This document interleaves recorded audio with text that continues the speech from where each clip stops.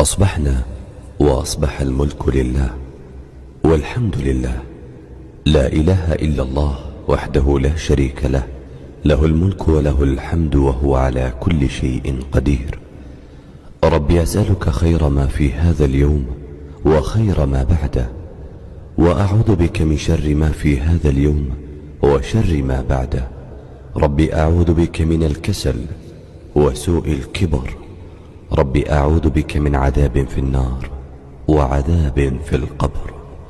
اللهم أنت ربي لا إله إلا أنت، خلقتني وأنا عبدك، وأنا على عهدك ووعدك ما استطعت. أعوذ بك من شر ما صنعت. أبوء لك بنعمتك علي وأبوء بذنبي، فاغفر لي فإنه لا يغفر الذنوب إلا أنت.